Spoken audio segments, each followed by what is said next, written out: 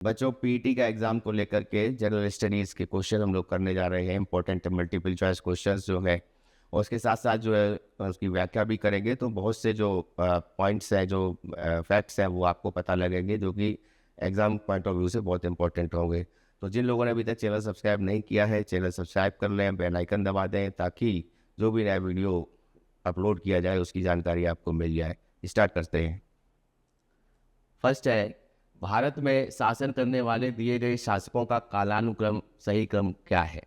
अब इसमें शेरशाह सूरी, अकबर, अलाउद्दीन खिलजी और इल्तुतमिश दिए हैं। तो कुतुबुद्दीन ऐबक से स्टार्ट हुआ था गुलाम वंश, कुतुबुद्दीन ऐबक से, और उसके बाद में आराम शाह जो था इसका लड़का था, वो गद्दी पर बैठा था, और उसके बाद में इल्तुतमिश गद्दी पर बैठा था, तो इसका दमान था। ठीक है, तो इल्तुतमिश जो है ये एकता प्रणाली जो है इसने चलाई थी, इसको भी याद रखिएगा, एकता प्रणाली चलाने वाला था। और दूसरा जो इम्पोर्टेंट है कि इल्तुतमिश जो है ये इसने पहला जो है गुलाम शासक जिसको कहा जाता है, जिसने कि अपना वंश को आगे बढ़ाया था। तो इल्तुतमिश फर्स्ट पोजीशन पे आ गया, चौथा नंबर। फिर उसके बाद में इल्तुतमिश के बाद में गयासुद्दीन बलबन आता है। गयासुद्दीन बलबन के बाद में फिर खिलजी आता है, जलालुद्दीन खिलजी, बल्कि इसका चाचा जो था अलाउद्दीन खिलजी का, तो खिलजी वंश आता है, तो जलालुद्दीन खिलजी, फिर अलाउद्दीन खिलजी आता है। अलाउद्दीन खिलजी के बाद में नंबर 2 पे हो गया, 3 पे ये, तो आंसर ये हो जाएगा बी वाला। और अलाउद्दीन खिलजी के बाद में गयासुद्दीन तुगलक आता है। उसके बाद में फिर मोहम्मद बिन तुगलक आता है। मोहम्मद बिन तुगलक के बाद में फिरोज शाह तुगलक आता है। तो इस तरीके से उसके बाद सैयद बंधु आते हैं। फिर उसके बाद में जो लोधी वंश है वो स्टार्ट होता है ना। तो यहाँ पर फिर उसके बाद में क्या होता है कि मुगल काल हम पढ़ते हैं, तो मुगल काल में बाबर का आगमन होता है। फिर उसके बाद में हुमायूं आता है, उनका लड़का जो है, बाबर का लड़का जो है, वो हुमायूं गद्दी पर बैठता है, दिल्ली की गद्दी पर। उसके बाद में उसी टाइम पे जो है शेरशाह सूरी अफगान होता है, और शेरशाह सूरी जो है अफगान होता है, इसके द्वारा जो है हुमायूं के साथ इसकी लड़ाई होती है, और शेरशाह सूरी जो है दिल्ली की गद्दी पर बैठ जाता है। फिर उसके बाद में हुमायूं का लड़का, फिर से हुमायूं जो है गद्दी पर बैठता है, इसको हराकर। फिर उसका लड़का जो है अकबर, अकबर के बाद जहांगीर, फिर शाहजहां, फिर औरंगजेब। तो खैर इसमें जो है 4312 इसका आंसर हो जाएगा। नेक्स्ट आते हैं, निम्न में से कौन से संत शिवाजी के समकालीन थे। तो शिवाजी के समकालीन में से कौन से संत थे। तो तुकाराम, नामदेव, चैतन्य और शंकराचार्य का नाम है। तो चैतन्य जो थे वो नहीं थे, और तुकाराम जो थे, इनको बोला जाता है कि तुकाराम इनके समकालीन थे। बंगाल के प्रथम गवर्नर जनरल कौन थे। तो पहला जो है बंगाल का गवर्नर पहला कौन था। तो गवर्नर जब बात आएगी तो लॉर्ड क्लाइव की बात आएगी। फिर गवर्नर जनरल की बात आएगी, बंगाल का पहला गवर्नर जनरल वो वारेन हेस्टिंग्स था, लॉर्ड वारेन हेस्टिंग्स। फिर आते हैं उसके बाद में भारत का पहला गवर्नर जनरल वो लॉर्ड विलियम बेटिंग था। और उसके बाद भारत का वायसराय जो है वो कौन था, लॉर्ड कैनिंग था पहला। ठीक है, तो उसी सीक्वेंस जो है क्या है कि बंगाल का गवर्नर, फिर बंगाल का गवर्नर जनरल वारेन हेस्टिंग्स, उसके बाद भारत का गवर्नर जनरल, वो भारत का गवर्नर जनरल बना था वो लॉर्ड विलियम बेटिंग। और उसके बाद में माफ़ कीजिएगा, उसके बाद में जो है लॉर्ड कैनिंग को जो है 1858 में जब चार्टर एक्ट आता है, और 1857 के विद्रोह के बाद में, तो वो पूरी की पूरी जो सत्ता होती है वो ईस्ट इंडिया कंपनी से चली जाती है ब्रिटिश के हाथ में। और वो जो दिल्ली एक तरह से दरबार लगाया जाता है, वो इलाहाबाद में उस समय जो है नाम होता है इलाहाबाद, तो इलाहाबाद में लगाया जाता है।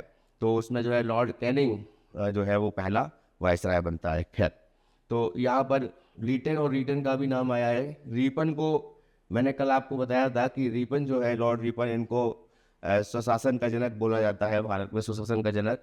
इंपॉर्टेंट एक चीज़ और है लॉर्ड रीटन और रीपन को, कि फर्स्ट फैक्ट्री एक्ट जो है, पहला फैक्ट्री अधिनियम जो है वो रीटन के टाइम पे आया था, और वही जो है सेकंड फैक्ट्री एक्ट जो आया था वो रीपन के टाइम आया था। वर्नाकुलर प्रेस एक्ट जो है वो रीटन ने जारी किया था। प्रेस को लेकर के जो एक्ट बना था कि कोई भी जो है अंग्रेजी सत्ता के खिलाफ में कोई भी अखबार में जो भी कोई भी किसी प्रकार की खबर नहीं छापेगा। तो वर्नाकुलर प्रेस एक्ट आया था ये रिटर्न के टाइम पे, और रिपन के टाइम पे इन्होंने जो है ये वर्नाकुलर प्रेस एक्ट को वापस लिया था। खैर, नेक्स्ट आते हैं, निम्न का मिलान कीजिए। अब इसमें ब्रह्म समाज, जैसा कि हम लोगों को पता है, ब्रह्म समाज की स्थापना जो है वो राजा राम मोहन राय ने करी थी। रामकृष्ण मिशन की स्थापना किसने करी थी? रामकृष्ण मिशन की स्थापना करी थी स्वामी विवेकानंद ने। आर्य समाज की स्थापना किसने करी थी? दयानंद सरस्वती ने करी थी। और सत्यशोधक समाज की स्थापना ज्योतिबा फूले ने करी थी। तो इस तरीके से ये है पहले का तीसरा, दूसरे का पहला, पहले का तीसरा, दूसरे का पहला, है ना, ये हो गया। फिर उसके बाद में तीसरे का दूसरा, तीसरे का दूसरा, ये वाला तो सेम है। फिर चौथे का पांचवा, ये वाला आंसर हो जाएगा सी वाला। ठीक है, तो ये इम्पोर्टेंट है। तो जैसे आर्य समाज में एक सत्यार्थ प्रकाश नाम की जो पुस्तक आती है, वो दयानंद सरस्वती के द्वारा निकाली गई थी। अब हम बात करेंगे जैसे थोड़ा सा कि राजा राम मोहन राय जो थे, इनको राजा की उपाधि दी थी अकबर द्वितीय ने, और इनकी जो मृत्यु हुई थी वो बोस्टन में हुई थी। और कारण क्या था कि अकबर द्वितीय की पेंशन लेने के लिए गए थे। इन्होंने ब्रह्म समाज की स्थापना करी, और उसके बाद में साथ साथ में जो अखबार निकाला था उसका नाम था संवाद कौमुदी, और दूसरा जो था मिरातुल अखबार। इसको याद रखिएगा, मिरातुल अखबार फारसी में था। ठीक है, और उसके बाद में स्वामी विवेकानंद में, इसमें जो है स्वामी विवेकानंद नैननाथ दत्त इनका पुराना नाम था, जो ओरिजिनल नाम था नैननाथ दत्त था। तो महाराजा केतड़ी ने इनको जो है स्वामी की उपाधि दी थी। ठीक है, तो ये इम्पोर्टेंट है। और राजा राममोहन राय के बारे में ये भी इम्पोर्टेंट है कि इनको जो है भारतीय जागरण का अग्रदूत कहा जाता है, नवजागरण का अग्रदूत कहा जाता है। ठीक है, नेक्स्ट आते हैं, जब सुभाष चंद्र बोस ने भारतीय राष्ट्रीय कांग्रेस के अध्यक्ष पद से इस्तीफा दे दिया था, तो इस पद का प्रस्ताव किसे दिया गया था? तो ये मैंने आपको पिछली क्लास में बताया है कि 1938 और 1939 में सुभाष चंद्र बोस जो है पट्टाभी सीतारामैया से जीत जाते हैं, और 1938 में भी हरिपुरा अधिवेशन में भी वो जो है अध्यक्ष बनते हैं। हरिपुरा गुजरात में है। और उसका त्रिपुरी अधिवेशन में भी जो होता है 1939 में कांग्रेस का अधिवेशन, उसमें भी वो जो है अध्यक्ष बनते हैं। तो बाकी तो मैंने आपको उसका बैकग्राउंड पूरा बता दिया था। यहाँ पे बात आती है कि जब मान लीजिए वो इस्तीफा दे देते हैं, उसके बाद फॉरवर्ड ब्लॉक की स्थापना करते हैं, पर उनके इस्तीफे के बाद में अध्यक्ष पद संभाला किसने था? वो संभाला था राजेंद्र प्रसाद ने, डॉक्टर राजेंद्र प्रसाद ने। इनको याद रखिएगा। ठीक है, जवाहरलाल नेहरू का नाम तो पूरी की पूरी हिस्ट्री में ही नाम रहा है, लेकिन इम्पोर्टेंट एक नाम रहा है कि इसमें 1929 का जरूर आप याद रखिएगा, 1929 का लाहौर अधिवेशन। इसी लाहौर अधिवेशन की अध्यक्षता जो थी वो जवाहरलाल नेहरू ने करी थी। और रात को जो है 12 बजे जो है एक तरह से आधी रात को तिरंगा फहराया गया था पहली बार। ठीक है, तो ये याद रखिएगा। और इसमें जो है पूर्ण स्वतंत्रता की बात की गई थी पहली बार, पूर्ण स्वतंत्रता। ठीक है, उसके बाद डॉक्टर राजेंद्र प्रसाद जो से इनका संबंध जो है मेनली जो है जब चंपारण सत्याग्रह होता है 1915 में, तो जब गांधी जी लौट के आते हैं चंपारण में, तो राजकुमार शुक्ला जो है उनको लखनऊ में मिलते हैं और चंपारण की बात करते हैं। और चंपारण में जो नील की खेती होती है उसके बाद जो है किस प्रकार से जो है वहाँ पर जो है ये महात्मा गांधी जाते हैं और सत्याग्रह करते हैं, तो उनके साथ में जो है डॉक्टर राजेंद्र प्रसाद भी होते हैं। जेबी कृपलानी का नाम आता है। जेबी कृपलानी जो थे ये भी कांग्रेस में थे, और इनका जो है जब स्वतंत्रता का टाइम था 1947 का टाइम था, तो उस समय जो है अध्यक्षता कांग्रेस की जो अधिवेशन हुआ था उसकी अध्यक्षता जेबी कृपलानी ने की थी। खैर, अब आते हैं नेक्स्ट, सनाल पर बिजली परियोजना किस नदी पर है? तो सनाल परियोजना जो है ये चिनाब नदी पर है। ठीक है, इसको याद रखिएगा। झेलम नदी जो है इस पर किशनगंगा परियोजना है, इसको भी याद रखिएगा, इम्पोर्टेंट है। उसके बाद में जैसे नाथपा जाकरी है, तो नाथपा जाकरी परियोजना भी याद रखिएगा, सतलुज नदी पर है। तो ये बहुत ही इम्पोर्टेंट परियोजना है। और इनके नाम भी जो है ऋग्वैदिक काल में जो नाम थे वो मैंने पिछली क्लास में बताए थे, फिर से बता देता हूँ कि अस्किनी जो है वो चिनाब को बोला जाता था, वितस्ता जो है वो झेलम को बोला जाता था, विपाशा व्यास को बुलाया था, और पुरुषनी रावी को बुलाया था। ठीक है, याद रखिएगा। निम्नलिखित में से कौन सी हिमालयी नदी तंत्र की नदियां हैं? अब इसमें हिमालयी नदी तंत्र की नदियां केवल जो है गंगा है और ब्रह्मपुत्र है। ये देखिए, मैं बताऊँ, मानसरोवर जो है, मानसरोवर से 3 नदियाँ निकलती हैं मानसरोवर झील के पास से। माफ कीजिएगा। एक तो गंगा निकलती, तो मानसरोवर झील के पास से 3 नदियाँ निकलती हैं, तो गंगा नहीं। एक तो ये ब्रह्मपुत्र निकलती है जो पूरब की तरफ जाती है, असम की तरफ जाती है, अरुणाचल प्रदेश से मुड़ती है और असम में आती है। और माजुली आइलैंड जो है, नदी द्वीप है जो है सबसे बड़ा, वो ब्रह्मपुत्र पर है। दूसरी नदी जो है वो सिंधु नदी निकलती है, जो कि ऊपर से जम्मू कश्मीर से होती हुई जाती है। और तीसरी सतलुज नदी निकलती है, सतलुज। ठीक है, तो 3 नदी हो गई, कौन सी? सिंधु, सिंधु, सतलुज, और तीसरी ब्रह्मपुत्र। और ये नदियां जो है कौन हो गई?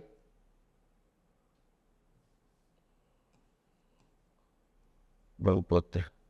ठीक है, ये तीनों नदियां जो है ये मानसरोवर झील के पास से निकलती हैं, कैलाश मानसरोवर से। गंगा जो है वो गंगोत्री से निकलती है उत्तराखंड में, तो ये गंगा भी हिमालय की नदी हो गई और ब्रह्मपुत्र भी हो गई। कावेरी जो है ये ब्रह्मगिरी पर्वत श्रेणी है साउथ में, तो वहाँ से निकलती है कर्नाटक के पास से। तो कावेरी तो एक तरह से ये नदी जो है ये प्रायद्वीपीय नदी है। और गोदावरी जो है ये भी नासिक के पास से जो है जो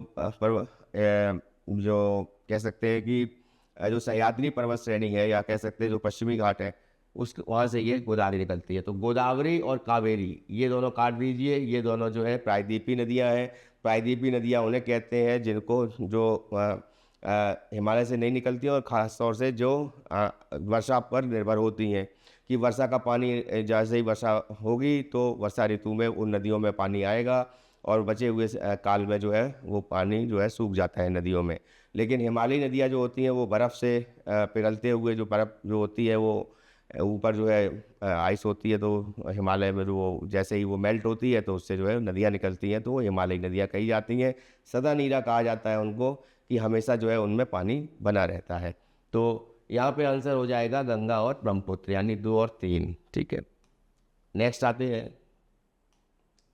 भारत में पंचायती राज व्यवस्था के अंदर रखी गई है। पंचायती राज व्यवस्था जो है आर्टिकल 40 में, आर्टिकल 40 यानी 40वां जो आर्टिकल है, अनुच्छेद है, वो नीति जैसे तत्वों में है, राज्य के नीति जैसे तत्वों में।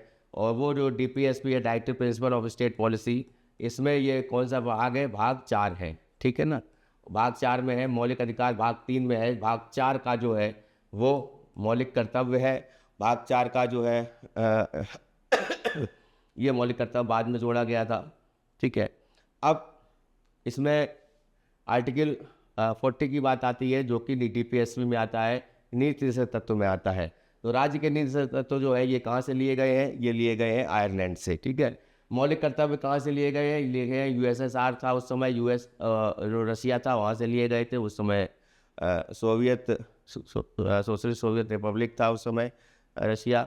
और मूल अधिकार जो है ये USA से लिए गए हैं, अमेरिका से लिए गए हैं। ठीक है, नेक्स्ट है शिक्षा का अधिकार, एक मौलिक अधिकार है। ये किस संबंधित? 21 का ये 86वां संविधान संशोधन आया था, 86 अमेंडमेंट एक्ट आया था 2002 में। तो उसके तहत जो है इसको जो शिक्षा जो थी वो प्राथमिक शिक्षा जो है उसको जो है अनिवार्य कर दिया गया था, निःशुल्क एवं माहवारी शिक्षा का अधिनियम जो आया था वो 21 का में आया था। ठीक है, तो ये इसका आंसर हो जाए 21 का। 19 में स्वतंत्रता का अधिकार है, वाक और अभिव्यक्ति की स्वतंत्रता है, बोलने की और अपनी बात को कहने की अभिव्यक्ति की स्वतंत्रता है। 29 और 30 में जो है ये जो सांस्कृतिक और शिक्षा का अधिकार है, यानी किसी भी जो मान लो आदिवासी है या कोई धर्म है तो उसकी संस्कृति को बनाए रखने का उसको जो है अधिकार है। जैसे किसी क्षेत्र की कोई भाषा है तो भाषा को बनाए रखने का अधिकार है, जैसे तमिलनाडु की तमिल है, या फिर कन्नड़ा है कर्नाटक की, या केरल की जो है मलयालम है, या फिर तेलंगाना या आंध्र प्रदेश की जो है वो तेलुगु है। तो उसी तरह से जो है जनजातीय समूह होते हैं, तो जनजाति का जो आदिवासी लोग होते हैं उनका कुछ त्यौहार होता है।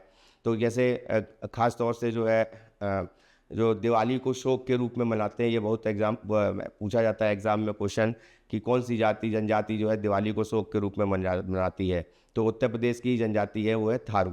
ठीक है, तो खरवार जाति भी उत्तर प्रदेश में ही है, थारू जनजाति भी है। तो ये इम्पोर्टेंट हो जाता है कि 29 और 30 जो है शिक्षा एवं संस्कृति का अधिकार है। ठीक है, तो ये तीनों हो गया आंसर। इसका जो है शिक्षा का मौलिक अधिकार, ये आंसर ए हो जाएगा। नेक्स्ट आते हैं, केंद्र शासित प्रदेश लक्षद्वीप की आधिकारिक भाषा कौन सी है? याद रखिएगा मलयालम भाषा है, क्योंकि केरल के पास है तो मलयालम है।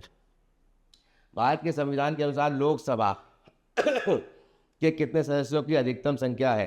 तो पहले जो है 552 थी, अब 552 में दो जो थे वो एंग्लो इंडियन थे, तो जो एंग्लो इंडियन जो थे वो हटा दिए गए हैं। अब एंग्लो इंडियन का प्रावधान नहीं है संविधान में, भाषा में, इसमें लोकसभा में मेंबर्स में। तो अब क्या है, 550 है। ठीक है, तो अब ये हो जाएगा 550, सी आंसर इसका हो जाएगा। ठीक है, करंट में कितने हैं? 543 है। टोटल जो है 545 हो रहे थे पहले, तो दो हटा दिए गए, तो 543 ये करंट में है, इस समय है। लोकसभा का मेंबर बनने के लिए क्या होता है, आयु कितनी होती है? 25 वर्ष आयु चाहिए होती है। और क्या वो भारत का नागरिक होना चाहिए, विकृति चित्त नहीं होना चाहिए, दिवालिया नहीं होना चाहिए। ठीक है, और किसी लाभ के पद पर नहीं होना चाहिए। और कार्यकाल कितना होता है लोकसभा का? लोकसभा कार्यकाल होता है 5 वर्ष। ठीक है, फिर आते हैं नेक्स्ट पर, निम्न में से किस स्थान पर अजंता एलोरा की गुफाएं जो है ये औरंगाबाद में है, और औरंगाबाद जो है ये महाराष्ट्र में पड़ता है, तो अजंता एलोरा की गुफाएं वहाँ पर हैं। खास तौर से इसमें जो है हिंदू और के साथ साथ में बौद्ध धर्म और जैन धर्म, तीनों धर्मों की जो है मूर्तियाँ और कलाकृतियाँ मिलती हैं। ठीक है, नेक्स्ट आते हैं ओणम। ओणम पर्व जो है ये केरल में मनाया जाता है, और इम्पोर्टेंट यहाँ पे ये हो जाता है कि ओणम जो है ये किस जो है राजा को लेकर के ये पर्व मनाया जाता है। तो जो महाबली था, राक्षस महाबली, तो महाबली को लेकर ये मनाया जाता है कि तो उसके बाद में वामन अवतार जब पैदा हुए थे, जो कृष्ण के अवतार थे, वामन अवतार में जो है उन्होंने जो है महाबली को जो है वो कहाँ पर कर दिया था, उनको जो है पाताल लोक में उनको भेज दिया था, महाबली को उसको भेज दिया था पाताल लोक में। तो याद रखिएगा कि ओणम जो है ये महाबली राजा को लेकर के और उसको लेकर के मनाया जाता है। उसके साथ साथ जो है विष्णु का अवतार जो है वो वामन अवतार की बात जो है इसमें जो है कही जाती है। ठीक है, फिर आते हैं नेक्स्ट पर, निम्नलिखित में से कौन सा ग्रह सूर्य के सबसे नज़दीक है? तो बुध है, सभी को पता है। मरकरी है, तो मरकरी है, फिर वीनस है, वीनस मतलब शुक्र, फिर अर्थ है, फिर मार्स है यानी पृथ्वी है, फिर मंगल है। मरकरी, वीनस, अर्थ, मार्स, फिर जुपिटर है, फिर सैटर्न है, फिर यूरेनस है, फिर नेपट्यून है। प्लूटो हट गया है। तो ये एक क्रम है, सूर्य के पास में सबसे पहले बुध है, फिर शुक्र है, फिर पृथ्वी है, फिर मंगल है, फिर बृहस्पति है, फिर शनि है, फिर उसके बाद में यूरेनस है। अरुण वरुण बोल सकते हैं इसको, अरुण वरुण यम नाम था प्लूटो का, तो यहाँ पे यूरेनस और नेपट्यून है। ठीक है, तो ये इसका आंसर यही हो जाएगा। फिर उसके बाद में नोबेल पुरस्कार जीतने वाले पहले एशियाई कौन थे? तो 1913 में नोबेल प्राइज़ मिला था गीतांजलि पुस्तक पर। गीतांजलि पुस्तक पर मिला था नोबेल प्राइज़ 1913 में। किसको मिला था? रविंद्रनाथ टैगोर को मिला था। उसके बाद में 1930 में मिला था सीवी रमन को, रामन इफेक्ट को लेकर के फिजिक्स में मिला था। मदर टेरेसा को मिला था 1979 में, ये शांति को लेकर नोबेल प्राइज़ मिला था। तो ये तीनों लोग जो है इनको मिल चुका है। और सबसे पहला नोबेल प्राइज़ पाने वाले जो थे एशियाई थे वो थे रविंद्रनाथ टैगोर। गीतांजलि से ही जो है हमारा राष्ट्रगान लिया गया है। ठीक है, नेक्स्ट आते हैं, निम्न का मिलान कीजिए। इंडियन नेशनल आर्मी, तो इंडियन नेशनल आर्मी जो है ये सुभाष चंद्र बोस से संबंधित जो है ना, इनके बारे में बता ही दिया था कल। तो गदर पार्टी के बारे में भी बता दिया था, लाला हरदयाल के बारे में, सैन फ्रांसिस्को में इन्होंने स्थापना करी थी सोहन सिंह भाखड़ा के साथ मिलकर के। मित्र मेला, मित्र मेला जो है ये वी.डी. सावरकर की पुस्तक का नाम है, और एनी बेसेंट ने जो है ये होम रूल लीग स्टार्ट करी थी, जिसके बारे में भी उन्होंने चर्चा करी। ठीक है, तो यहाँ पर वी.डी. सावरकर नाम एक चीज़ इम्पोर्टेंट और भी आ जाता है कि मैंने इंडिया हाउस की स्थापना बताया था, और श्याम जी कृष्ण वर्मा ने जो है इंडिया हाउस की स्थापना लंदन में करी थी। उसके बाद जो है उसको जो कंटिन्यू किया था वो वी.डी. सावरकर ने किया था। ठीक है, तो इसमें हो जाएगा पहले का दूसरा, दूसरे का पहला, और उसके बाद 3 4, ये बी वाला आंसर सही हो जाएगा। नेक्स्ट आते हैं, इनमें से कौन सा क्रांतिकारी संगठन काकोरी षड्यंत्र केस के शामिल था? तो काकोरी षड्यंत्र केस जो है बेसिकली क्या था कि काकोरी जो एक स्टेशन पड़ता है सहारनपुर मंडल और कह सकते हैं उसमें, तो सहारनपुर टू लखनऊ का रूट जो है उसमें काकोरी स्टेशन पड़ता है। तो पैसे की ज़रूरत थी और उसके लिए जो है हथियार खरीदने थे। जो राम प्रसाद बिस्मिल थे और जो कह सकते हैं कि जो अन्य लोग भी थे, जिसमें इन्होंने HRA का फॉर्मेशन किया था, हिंदुस्तान रिपब्लिकन एसोसिएशन का। और इसका फॉर्मेशन जो है कहाँ किया गया था, ये कानपुर में किया गया था, ठीक है। और इसमें राम प्रसाद बिस्मिल के साथ में राजेंद्र लाहिड़ी थे, रोशन सिंह थे और अशफाकुल्ला खान थे, ठीक है। तो ये सभी लोग थे और उसके साथ साथ चंद्रशेखर आज़ाद भी थे, भगत सिंह तब नहीं थे, ठीक है। उसके बाद में HSRA का फॉर्मेशन जब होता है नई दिल्ली में, जिसमें जो है बाद में HSI हिंदुस्तान सोशलिस्ट जो है रिपब्लिकन एसोसिएशन, ये जो है चंद्रशेखर आज़ाद ने बनाई थी और इसमें जो है भगत सिंह थे, ठीक है, चंद्रशेखर आज़ाद। तो अब ये HRA जो पूछा जा रहा है क्रांतिकारी संगठन किस केस से संबंध, तो यहाँ पे ये हिंदुस्तान रिपब्लिकन एसोसिएशन है। याद रखिएगा, एक किस पुस्तक का नाम है the philosophy of bomb. The philosophy of bomb जो है वो बॉम्ब बनाने के लिए जो है एक वो पुस्तक लिखी गई थी भगवती चरण वोरा के द्वारा, ठीक है। तो ये याद रखिएगा। और 1925 में जो है इसका गठन हुआ था। 1925 में ही एक काकोरी कांड हुआ था। काकोरी में ट्रेन जो है वो 8 डाउन ट्रेन था, नाम था ट्रेन का 8 डाउन ट्रेन, इसको जो है लूटा गया था, ठीक है। नेक्स्ट आते हैं नागार्जुन सागर बांध जो है किस नदी पर है, तो ये नागार्जुन सागर परियोजना जो है ये सभी को पता है कि ये कृष्णा नदी पर है, ठीक है। गोदावरी पे एक मेगा जो इम्पोर्टेंट परियोजना है वो है जायकवाड़ी, इसको याद रखिएगा।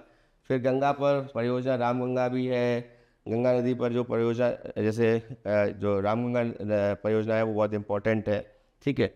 और उसके बाद में जो है कावेरी पर जो है कोई जैसे कह सकते हैं कि कावेरी नदी जो है ये साउथ की नदी है, तो इसमें तमिलनाडु और कर्नाटका को लेकर विवाद भी चलता है, नदी जल विवाद, ठीक है। और तो ये साउथ की हो गई। तो कृष्णा नदी पर जो है नागार्जुन सागर बांध हो गया, ठीक है। उसके बाद आते हैं, अच्छा गंगा की सहायक नदियों के बारे में भी हम बता देते हैं। ये इम्पोर्टेंट है कि जैसे गंगा जो है मान लीजिए यहाँ से खुलती है, ये गंगोत्री है, ठीक है।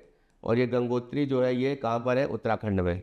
अब उसके बाद में जब गंगा आगे बढ़ती है तो यहाँ पर जो है पीलीभीत की तरफ से यहाँ पर जो है गोमती मिलती है, गोमती, फिर घाघरा, फिर गंडक, फिर कोसी और फिर महानंदा। ये नाम याद रखिएगा, महानंदा, ठीक है। ये नदियाँ जो है ये मिलती हैं गंगा में ऊपर किनारे से, ठीक है, ऊपरी किनारे से मिलती हैं। इसको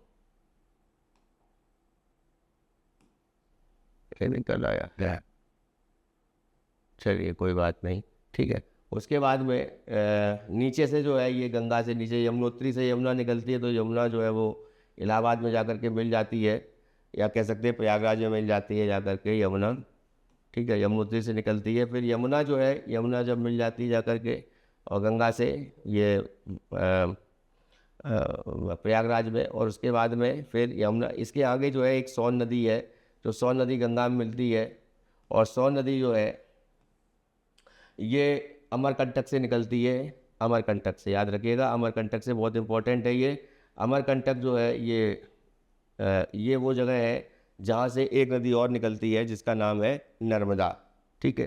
तो नर्मदा जो है वो पश्चिम से पूर्व की ओर जाती है, इसलिए पश्चिम से पूर्व से पश्चिम की ओर जाती है नर्मदा नदी, ताप्ती नदी। और ये सोन नदी जो है ये उत्तर में जाती है। तो अमरकंटक भी ये नाम याद रखिएगा, ये इम्पोर्टेंट है। फिर नेक्स्ट आते हैं, भारत की राष्ट्रीय आय का आकलन कौन करता है। राष्ट्रीय आय नेशनल इनकम क्या होती है, तो नेशनल इनकम का आकलन जो है वो केंद्रीय सांख्यिकी संगठन CSO करता है, ठीक है। तो अब जो है सेंट्रल स्टैटिस्टिकल ऑर्गेनाइजेशन करता था, अब NSO बना दिया गया है, NSSO और CSO को मिला करके अब जो है केवल जो है NSO करता है, ठीक है। अब लेकिन अभी चूंकि पुराना है ना, तो अगर ये केंद्रीय सांख्यिकी संगठन आता है तो आप CSO ही लिखेंगे। अब राष्ट्रीय आय जो है नेशनल इनकम होती क्या है, तो इसको कहते हैं NNPFC, net national product at factor cost. Net का मतलब है डिप्रिसिएशन, इसमें से ह्रास जो है वो घटा देंगे। नेट कब आएगा, तो उसमें से डिप्रिसिएशन हट जाएगा, यानी ग्रॉस में से अगर डिप्रिसिएशन घटाएंगे तो नेट आ जाएगा, ठीक है, और निवल राशि हो जाएगी ये।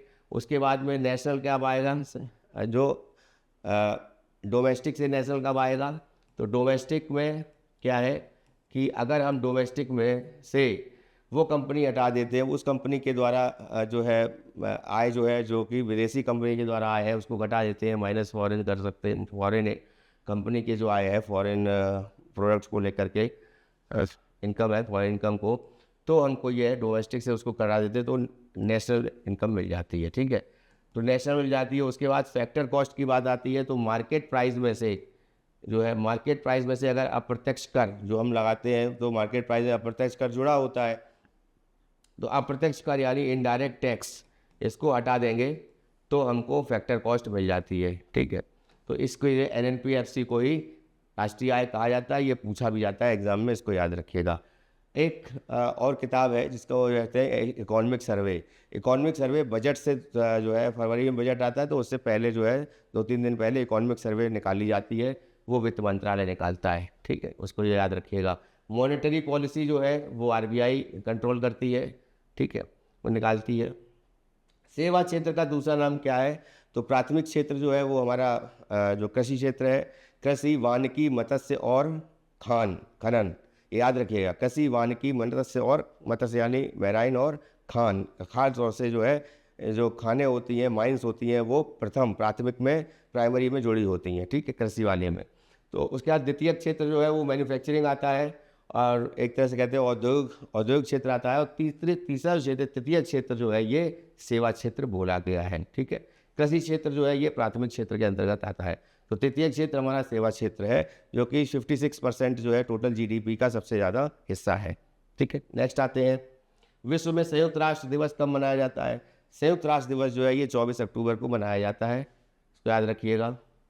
UNO की जो मेनली जो है, UN जब बना तो 24 अक्टूबर में ये 1945 को ये इसका फॉर्मेशन हुआ था, तो 24 अक्टूबर इसका फॉर्मेशन डे है। ठीक है, फिर अंतर्राष्ट्रीय न्यायालय कहाँ स्थित है? अंतर्राष्ट्रीय न्यायालय का मुख्यालय कहाँ, ये पूछा जाता है।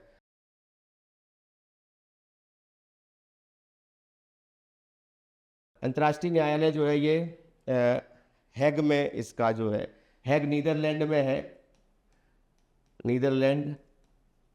और नीदरलैंड में जो है इसका मुख्यालय है हैग में। ये पूछा भी गया है, बहुत बार पूछा जा चुका है एग्जाम में, इसको हमेशा याद रखिएगा। जेनेवा के लिए मैं आपको बता दूं कि चाहे WHO हो, वर्ल्ड हेल्थ ऑर्गेनाइजेशन हो, उसके अलावा चाहे WMO हो, जितने भी W से संस्थाएं हैं, वो सबका ज़्यादातर का जेनेवा ही है। ठीक है, और जेनेवा स्विट्ज़रलैंड में है। और जैसे WHO का संस्थान का हो गया, इसका यूनेस्को का पूछा जाता है। यूनेस्को का कहाँ पर है? पेरिस में है। ठीक है, और यूनिसेफ का पूछा जाता है। यूनिसेफ का जो है वो न्यूयॉर्क में है, न्यूयॉर्क में है। इस तरीके से आप जो है नोट्स जो है वो ले सकते हैं न्यूयॉर्क, है ना। और aurastudy.in पर आपको नोट्स मिल जाएंगे, अब वहाँ से आप जो है पढ़ सकते हैं, और वहाँ पर कुछ बुक्स भी अवेलेबल हैं, उनको भी आप पढ़ सकते हैं। और जो करंट अफेयर्स आती है उसकी PDF भी आप डाउनलोड कर सकते हैं। हमारे व्हाट्सएप ग्रुप से जुड़ करके जो है आप PDF आपको जो है डेली कंटेंट भेजा जाता है, करंट अफेयर्स भी भेजी जाती है। तो हमारे व्हाट्सएप ग्रुप से जुड़ने के लिए या व्हाट्सएप चैनल से जुड़ने के लिए आपको और स्टडी चैनल सर्च करना है और उसमें जुड़ जाना है। उसके बाद जो है आपको जो भी मटेरियल हम प्रोवाइड करते हैं वो आपको जो है PDF में फॉर्म में मिलता रहेगा। ठीक है, तो अंतर्राष्ट्रीय न्यायालय का मुख्यालय हैग में है। ठीक है, याद रखिएगा। उसके बाद में लोकसभा में सदस्यों को निजी विधेयक पेश करने की सूचना अवधि क्या है? यानी निजी विधेयक, देखिए निजी विधेयक गवर्नमेंट नहीं पेश करती है, ये गवर्नमेंट के द्वारा नहीं लाया जाता, ये किसी निजी व्यक्ति के द्वारा। निजी व्यक्ति कौन होता है? निजी व्यक्ति वो जो अपोजिशन में होता है, यानी विपक्ष में होता है। ठीक है, अपोजिशन में, विपक्ष में होता है, तो ये याद रखिएगा। और दूसरा चीज़ है कि जब ये निजी विधेयक, कौन सा विधेयक अभी हाल ही में निजी विधेयक आया, तो आएगा वक्फ बोर्ड का विधेयक। ठीक है ना, वक्फ बोर्ड का विधेयक जो अभी आया है ये निजी विधेयक था। ठीक है, और कोई भी निजी विधेयक जो है वो कितने दिन का ड्यूरेशन उसको जो है लोकसभा अध्यक्ष को जो है वो सूचना, प्रायर सूचना चाहिए होती है, नोटिस दिया जाता है। वो नोटिस 1 महीने का दिया जाता है, 30 डेज़ का प्रायर नोटिस होना चाहिए किसी भी निजी विधेयक को पेश करने के लिए। ठीक है, फिर आते हैं कौन सा मौलिक अधिकार अल्पसंख्यकों के हितों का संरक्षण करता है? तो मैंने बताया था अल्पसंख्यकों के हितों का संरक्षण के लिए जो मौलिक अधिकार है 29 और 30 है, जो कि संस्कृति एवं शिक्षा का अधिकार है। ठीक है, तो यहाँ पे सांस्कृतिक एवं शैक्षिक अधिकार ये आ जाता है, ठीक है, ये आंसर हो जाता है। शोषण के विरुद्ध अधिकार ये जो है 23-24 है, इसमें आर्टिकल नंबर 23 या 24, 23 आर्टिकल कहता है कि जो बेकार है या फोर्स लेबर है या किसी तरह से बंधुआ मजदूरी है उसको रोकता है।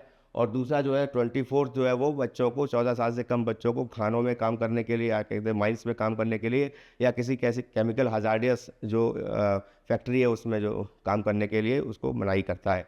पहले ये था 14 साल तक के बच्चों के लिए, लेकिन अब जो है किसी बच्चे को जो है किसी काम में नहीं लगाया जाता है, ठीक है। तो ये 14 साल से नीचे के लिए जो भी चाहे कैसी भी इंडस्ट्री हो चाहे कैसा भी काम हो उसमें उसको नहीं लगाया जा सकता। तो ये 23-24 आर्टिकल जो है ये शोषण के विरुद्ध अधिकार में आ गया। संवैधानिक उपचारों का अधिकार ये 5 रिटें होती हैं, तो उसमें जो है कॉन्स्टिट्यूशन रेमेडीज़ का जो अधिकार होता है इसके बारे में बताएंगे। शिक्षा का अधिकार, शिक्षा का अधिकार ये हमारा जो है फंडामेंटल राइट है 21 का की बात जो हमने करी थी अभी, ठीक है। 86वें संविधान संशोधन 86 अमेंडमेंट एक्ट के द्वारा जोड़ा गया था। इसमें 5 संवैधानिक उपचारों के अधिकार में 5 रिटें होती हैं जिनके द्वारा वो कोई भी व्यक्ति जो है अपने मौलिक अधिकारों को हनन करने जैसे उसकी मौलिक अधिकारों का जो है किसी प्रकार से उसका हनन होता है तो वो सुप्रीम कोर्ट में जा सकता है आर्टिकल 32 के तहत इसमें, और आर्टिकल 226 के तहत हाई कोर्ट में जा सकता है। कौन सी 5 सीटें होती हैं? बंदी प्रत्यक्षीकरण होती है, ठीक है, बंदी प्रत्यक्षीकरण। फिर उसके बाद में क्या होती है? परमादेश होती है। फिर अधिकार कक्षा होती है, ठीक है, अधिकार कक्षा, ये मैं इसलिए लिख रहा हूँ कक्षा, तो अधिकार कक्षा, कक्षा, ठीक है। तो अधिकार कक्षा जो है ये जो है बेसिकली ये तीनों जो है ये मौलिक अधिकार संबंधित है। इसमें 2 रिटें जो है वो सर्टोरारी और प्रोहिबिशन, प्रतिषेध और उत्प्रेषण, प्रतिषेध और उत्प्रेषण, प्रतिषेध और उत्प्रेषण, उत्प्रेषण, ये जो 2 रिटें हैं उत्प्रेषण और प्रतिषेध, ये 2 रिटें जो है ये जुडिशियल हैं।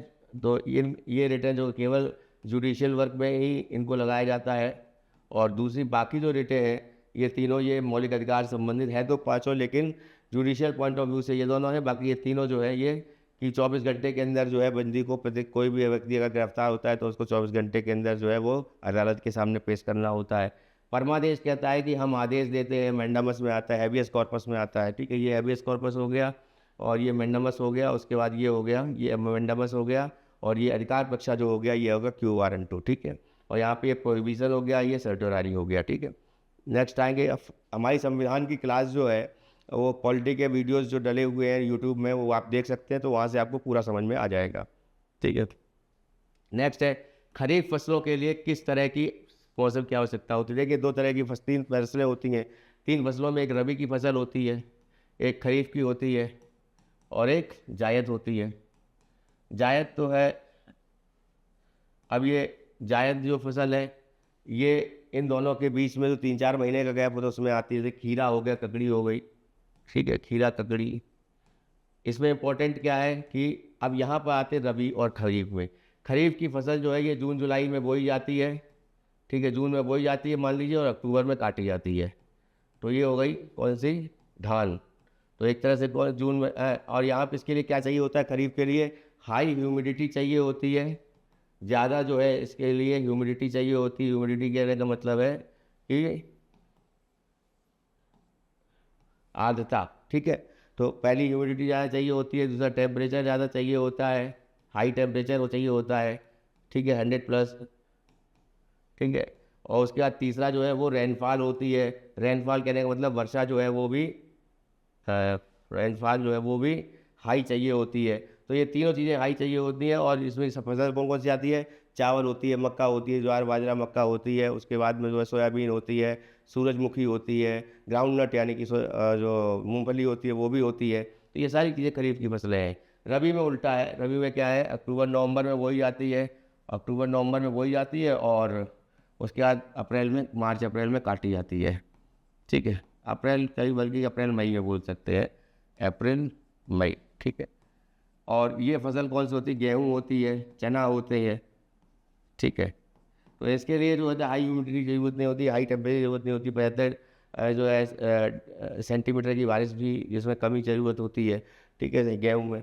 और इसमें टेम्परेचर जो होता है वो भी जो है कम होता है, सर्दी का मौसम होता है, ठीक है। तो यहाँ पे बात आ गई कि हाई ह्यूमिडिटी मतलब नमी। तो नमी तो हो गई ये दोनों में।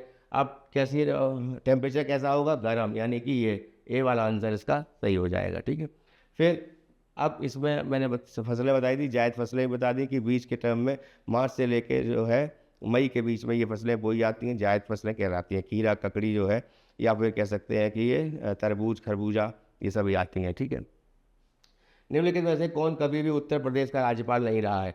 उत्तर प्रदेश के राज्यपाल जो है ये मोतीलाल वोरा रहे हैं, रमेश भंडारी रहे हैं, एन डी तिवारी और वीवी गिरी। ये चार जो है ऑप्शन हमको दिए गए हैं। तो इसमें जो है मोतीलाल वोरा जो है ये रहे हैं, वीवी गिरी भी रहे हैं, रमेश भंडारी रहे, एन डी तिवारी ये एक्चुअली में ये सीएम थे, ये कांग्रेस के सीएम थे, एन डी तिवारी, नारायण दत्त तिवारी। तो ये मोतीलाल वोरा भी रहे थे, वीवी गिरी जो है ये भी राज्यपाल रहे थे, ठीक है। और बाद में ये राष्ट्रपति भी बने थे। और याद रखिएगा जब ये क्या थे, उपराष्ट्रपति थे। ये बहुत इंपॉर्टेंट बात है कि जब ये उपराष्ट्रपति थे तो जाकिर हुसैन जो थे राष्ट्रपति थे, उनकी मृत्यु हो जाती है।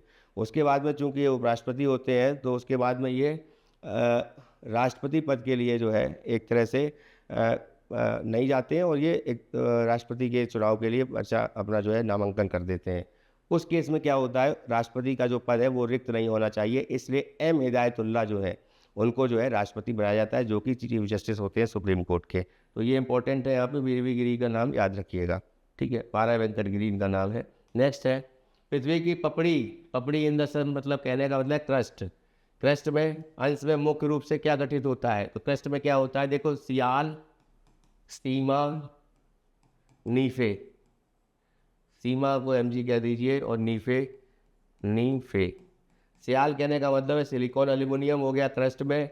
मेंटल में जो इसकी नीचे बीच की परत होती है, मेंटल इसमें होता है जो सिलिकॉन और मैग्नीशियम। और कोर में क्या होता है, कोर में होता है निकिल और आयरन, ठीक है। तो सिलिकॉन और एल्यूमिनियम हम देख लेंगे, सिलिकॉन और एल्यूमिनियम ये रहा, ठीक है, ये इसका आंसर हो गया, ठीक है। फिर है अकबर ने अपने दरबारी संगीतज्ञ के रूप में किसे नियुक्त किया था? तो संगीतज्ञ के रूप में जो तानसेन, सभी लोग जानते हैं कि तानसेन जो थे ये संगीतज्ञ के रूप में इनको नियुक्त किया गया था। अबुल फजल का नाम आता है, बहुत इंपॉर्टेंट है, आईने अकबरी और जो अबुल फजल ने लिखी थी। और पहले तो अकबरनामा लिखी। अकबरनामा जो है फर्स्ट और सेकंड पार्ट जो है वो अकबरनामा में है। बहुत बार क्वेश्चन पूछा गया है कि आईने अकबरी कौन सा पार्ट है, तो आईने अकबरी थर्ड पार्ट है, ये याद रखिएगा। तो ये अबुल फजल ने लिखी। दूसरा बीरबल की बात आती है, इनका नाम महेश दास था। तो बीरबल के बारे में आप जानते हो, तो महेश दास जो थे वो इनका ओरिजिनल नाम था, ये भी नवरत्नों में से एक थे। टोडर मल ने दहसाला बंदोबस्त स्टार्ट करी थी, और ये बेसिकली जो है दहसाला बंदोबस्त कहने का मतलब है कि एक टैक्स सिस्टम था, ठीक है। तो ये जो है यहाँ पर अबुल फजल, तो आंसर इसका तानसेन हो जाएगा, ठीक है। नेक्स्ट आते हैं, भारत के किस राज्य का सबसे लंबा समुद्री किनारा है? समुद्री किनारा सबसे लंबा किसका है? गुजरात का है, ये आप लोग जानते हैं। टोटल कितने स्टेट है? 9 स्टेट है। 9 स्टेट में कौन कौन से स्टेट आते हैं समुद्री किनारे में? पहला तो मान लीजिए गुजरात से चलेंगे तो गुजरात आ गया, ठीक है। गुजरात के बाद में उसके नीचे कौन सा स्टेट है? महाराष्ट्र है, गोवा है, कर्नाटक है, फिर केरला है। फिर इधर चलेंगे तो छठवें पे ये पांचों ये हो गए किस तरफ? पश्चिमी घाट की तरफ हो गए, वेस्टर्न में हो गई। पश्चिमी घाट को क्या कहते हैं? सह्याद्री भी कहते हैं, ठीक है। तो ये वेस्टर्न पार्ट में हो गए। और ये ईस्टर्न पार्ट में कौन से हो गए? ईस्ट में हो गए। नीचे से इधर चलेंगे तो तमिलनाडु, नीचे से चलेंगे तो तमिलनाडु हो गया। फिर कौन सा हो गया सातवां? तमिलनाडु के बाद में आंध्र प्रदेश हो गया। आंध्र प्रदेश के बाद में कौन सा हो गया? उड़ीसा हो गया। उड़ीसा के एक मिनट, ODISH, उड़ीसा हो गया। और नवा जो है वो कौन सा हो गया? फिर पश्चिम बंगाल, वेस्ट बंगाल हो गया, ठीक है। तो ये जो है 9 स्टेट्स हैं जिसमें सबसे ज़्यादा जो समुद्री सीमा जो है वो गुजरात की है, याद रखिएगा। टोटल कितनी सीमा है? 7500 किलोमीटर की सीमा है, ठीक है ना। और दोनों में ऊपर वाली कितनी है? 15,600 ऊपर की सीमा है, ठीक है। तो इसमें आंसर आ जाएगा गुजरात आंसर, ठीक है। लोकसभा के सदस्यों का कार्यकाल कितने वर्षों का होता है? 5 वर्षों का होता है, सभी को पता है। तो इसमें राज्यसभा के कार्यकाल कितना होता है? उनका होता है 6 वर्ष का। अच्छा, हर दूसरे साल में 1/3 जो है राज्यसभा के मेंबर्स जो है वो हटा दिए जाते हैं, उनका जो कार्यकाल पूरा होता है वो हट जाते हैं। अब इसमें आती है कि कितने जो है मनोनीत किए जाते हैं राज्यसभा में? 12 सदस्य मनोनीत किए जाते हैं, जो कि राष्ट्रपति के द्वारा मनोनीत किए जाते हैं। अब ये 12 सदस्य किस क्षेत्र से होते हैं, ये भी पूछा जाता है। तो पहला तो हो गया जी, ये होते हैं पहला मान लीजिए साहित्य से हो गया, लिटरेचर, ठीक है। दूसरा मान लीजिए विज्ञान से हो गया, साइंस से विज्ञान हो गया। तीसरे हो गया समाज सेवा से हो गया, ठीक है, समाज सेवा, समाज सेवा। और एक और हो गया इसमें, जो ये तीन है, ये तीन के बाद में साइंस एंड कल्चर, इसमें समाज सेवा हो गया, साहित्य हो गया, विज्ञान हो गया, और चौथा एक रह रहा है कला, ठीक है। कला के क्षेत्र से होते हैं, ठीक है, कला के क्षेत्र से होते हैं। तो ये 4 जो है ये इम्पोर्टेंट हो जाते हैं, ठीक है। 4 जो है क्षेत्र होते हैं जिनसे लिए जाते हैं। हालांकि एक्सेप्शन है कि राज्यसभा के मेंबर जो है वो खेल के क्षेत्र में से भी उनको लिया गया है, ठीक है। खैर, तो 5 जो है ये वर्ष जो है इसका लोकसभा कार्यकाल होता है। 6 वर्ष का कार्यकाल राज्यसभा का होता है। लोकसभा, राज्यसभा और उपराष्ट्रपति से मिलकर के, तीनों मिलकर के क्या बनती है? संसद बनती है, ठीक है। नेक्स्ट आते हैं, संवैधानिक उपचारों का अधिकार के तहत कौन सा आता है? तो ये संवैधानिक उपचारों का अधिकार जो है ये मौलिक अधिकार है, आर्टिकल 32 है। इसके बारे में हमने अभी बताया ही है, ठीक है। उसके बाद किसान क्रेडिट कार्ड, KCCS जो है, किसान क्रेडिट कार्ड जो है, ये परियोजना जो है KCCS, ये स्टार्ट हुई थी 1998-99 में। इसको याद रखिएगा, बहुत इंपॉर्टेंट है। और इसमें फाइनेंशियल इंक्लूजन शामिल है, वित्तीय समावेशन शामिल है। और इसके साथ साथ ये भी एक पूछा जाता है कि जैसे राष्ट्रीयकरण अब तो नहीं पूछा जाता है, लेकिन फिर भी बताए थे 1969 में जो है 1969 में बैंकों का राष्ट्रीयकरण हुआ था, पहला राष्ट्रीयकरण।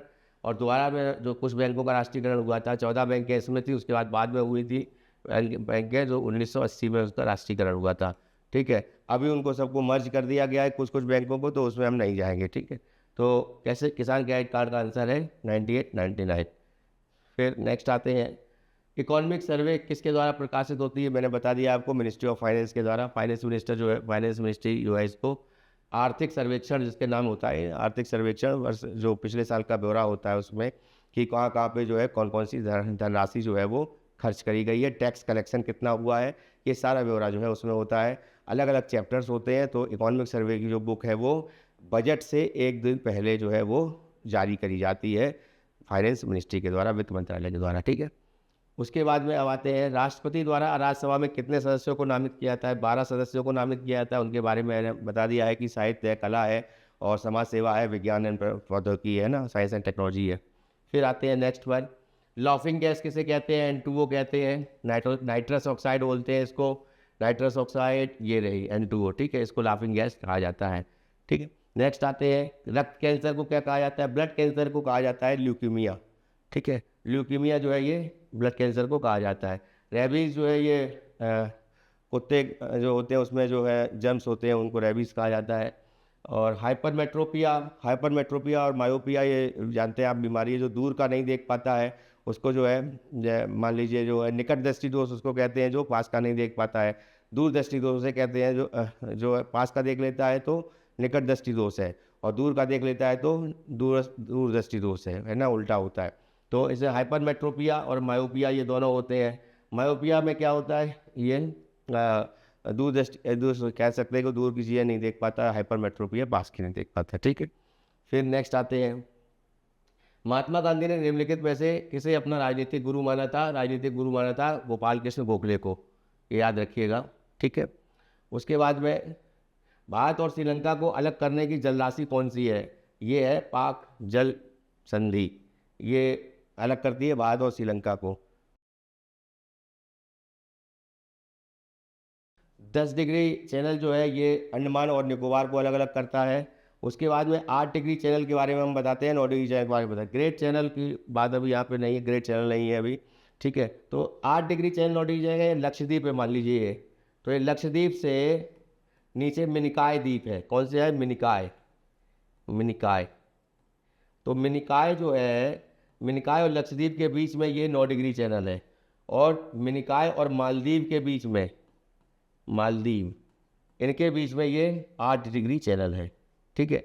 और 10 डिग्री चैनल अंडमान और निकोबार के बीच में है। पाक जलवायु मध्य या पाक जल संधि जो है ये पाक स्ट्रेट जो कहते हैं, या फिर गल्फ ऑफ मन्नार की खाड़ी है, ये दोनों जो है वो श्रीलंका से अलग करती है भारत को। तो ये कुछ इंपॉर्टेंट पॉइंट्स थे। ऐसा एक क्वेश्चन और रह गया है, एक व्यक्ति पंचायत का चुनाव लड़ सकता है अगर उसने पूर्ण कर ली हो 21 वर्ष की आयु, ये याद रखिएगा, ठीक है। तो प्रधान बन सकता है कि 21 वर्ष की आयु उसने पूरी कर ली हो।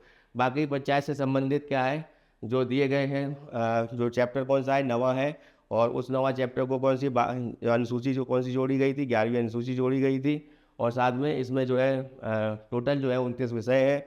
और पंचायती राज जो है इससे संबंधित जो बात करेंगे कि 243 से लेकर के 243 ओ तक ये पंचायती राज में है। फिर 243 पी से लेकर 243 जेड जी तक ये नगर पालिकाएँ हैं, ठीक है। ये नगर पालिका है, ये पंचायती राज में आते हैं, ठीक है। भाग 9 में 9 का में ये है। और अब तो कोऑपरेटिव सोसाइटी भी जोड़ दिया गया है। तो जो एक तरह से जो कोऑपरेटिव सोसाइटीज़ होती हैं वो नौखा चैप्टर नया बनाया है उनके लिए, ठीक है, सहकारी संस्थाओं के लिए, ठीक है। फिर इसमें क्वेश्चन है कि किस राज्य ने सर्वप्रथम लोकायुक्त सबसे पहले जो है कहाँ पे, किस राज्य ने सबसे पहले लोकायुक्त बनाया था, तो इस संस्था की स्थापना करी थी महाराष्ट्र ने, ठीक है, ये याद रखिएगा। तो ये मेजर में कुछ इंपॉर्टेंट क्वेश्चन थे। कल भी हम और भी क्वेश्चन करेंगे, तो एक तरह से रिवीजन हो जाएगा। और उसके बाद जो रेलवे का पेपर लगा है तो ये कंटिन्यू रहेगा एक तरह से, पीटी के बाद में रेलवे, और रेलवे के साथ साथ यूपी पुलिस और एसआई का जो पेपर रहेगा, तो इसमें जो है ये जीएस के ही कंटिन्यू रहेगा। हम जो है व्हाट्सएप ग्रुप जो है हमारा, उसमें हम इसका लिंक जो है वो दे रखा है डिस्क्रिप्शन में, सभी हमारे लिंक्स दे रखे हैं डिस्क्रिप्शन में। आप किसी भी जगह से आप जुड़ सकते हैं, टेलीग्राम से भी जुड़ सकते हैं, व्हाट्सएप ग्रुप से भी, और व्हाट्सएप के चैनल से भी जुड़ सकते हैं, इंस्टाग्राम से भी जुड़ सकते हैं। तो वहाँ पे क्या है कि डेली जो है आपको एक जो पेपर जो है पूरा का पूरा पेपर सेट जो है वो मैं देता हूँ, और वो जो है फ्री है आपके लिए। आप ग्रुप में शामिल हो जाइए, आप फ्री, जितना भी स्टडी मटेरियल रहेगा वो भी फ्री है, ठीक है। तो फ्री ऑफ कॉस्ट है सभी चीज़, तो इसको आप अवेल कीजिए, इसका फ़ायदा उठाइए। और इसके अलावा हाँ, अगर आपको जो है जो परमानेंट क्लासेस चाहिए किसी एग्ज़ाम को लेकर के, तो वो उसके लिए आपको जो है हमारी जो aurastudy.com वेबसाइट है, या फिर ऑरा स्टडी जो गूगल ऐप है उसको आप डाउनलोड करिए और उसके बाद में कोर्स ज्वाइन कर सकते हैं, ठीक है। उसके लिए आप कॉल कर लीजिए, तो कोई फ़ीस भी ज़्यादा नहीं है हमारी, तो उसके लिए आप कॉल भी कर सकते हैं। तो बहुत बहुत धन्यवाद। और नेक्स्ट जो है क्लास जो है इन्हीं जो जीएस के क्वेश्चन होंगे उनको भी उठाएंगे, और साथ साथ में जैसा कि मैंने बताया था टेबल्स जो होती हैं, जो टेबल उनके बारे में भी हम डिस्कस करेंगे, कुछ साइंस के बारे में भी डिस्कस करेंगे, ठीक है। Thank you.